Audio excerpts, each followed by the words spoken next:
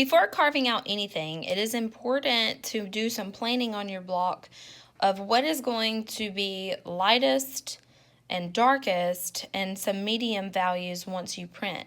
You're only printing with one color. In most cases, it will be black. So in order to get a medium value, you have to carve a medium amount. If you carve something out completely, you will have a white area. And if you don't carve it out at all, it's going to be black. So I like to use just a pencil and a Sharpie for this process. I use the Sharpie for things that I want to be completely black, and I'm going to use the pencil for the areas that I'm going to want to be gray. And if it's white, I'm not going to color anything at all. I'm going to leave it, and that indicates carve that whole area. Now, a little bit of planning on the block. My ghost, I'm going to want to be white. These eye holes I'll want to be black, and then the lettering for contrast, I'm going to want those to be black as well so they stand off against the white here. And then that gives me an opportunity to do medium on either the back wall or the floor. So I might do a lighter medium value here and then change the direction of the way I carve on the floor. So here comes a little bit of planning of values. So a little bit about the carving tools. It comes as just a few pieces. There's the handle that is actually a receptacle for the carving tips. And then there's the tip of the carving device, which unscrews and screws tight. And there are two pieces on the inside of this tip part. I'll take apart to show you that if you open this and you look down there, that should be flat. And then on the other side, it is rounded. On the inside, these are two pieces that form together and they line up, kind of a bullet shape. The rounded part goes on the front. It mimics the shape of this, and it's flat on bottom. If you do not have these two pieces in here, then you cannot apply tension to hold the carving tip in. So you just tighten that on.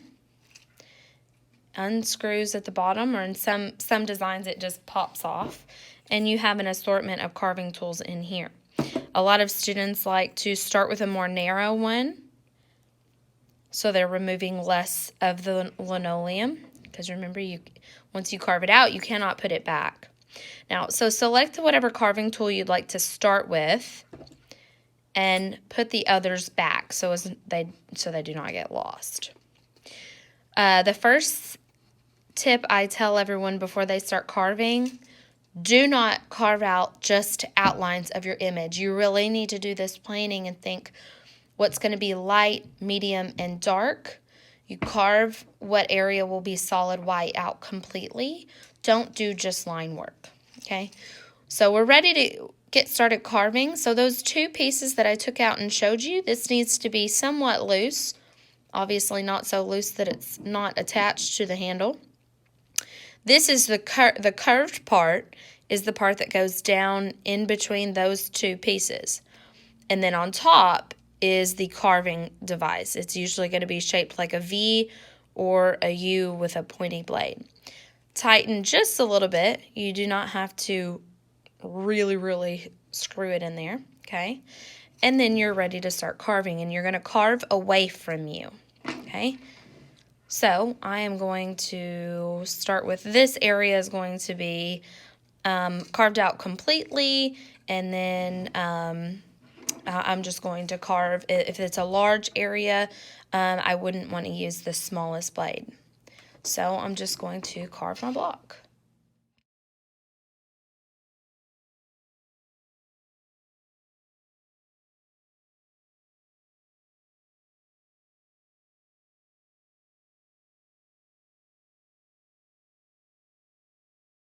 There are a variety of ways that you can carve your block. You saw me do hatching this way, and these raised areas on here are going to print somewhat. I will see some little lines in here.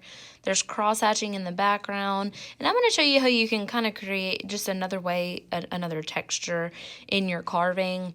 And then you do not have to carve very deeply, so you still want to have a lot of your block. Don't carve too deep. So I'm just going to show you how you can kind of get a little bit of a kind of a stippling sort of texture, and you know, you typically always want to carve away from you, but you can see in the direction that I'm going to be kind of stabbing at the block a little bit this way, but my hand is not blocking it, so I shouldn't be in danger. I'm going to leave a little bit of an outline around that white ghost, and I'm just kind of removing, and this is kind of like hatching and cross hatching, as these marks are going to layer over each other, but you see the very small bursts of the Easy Cut that's being removed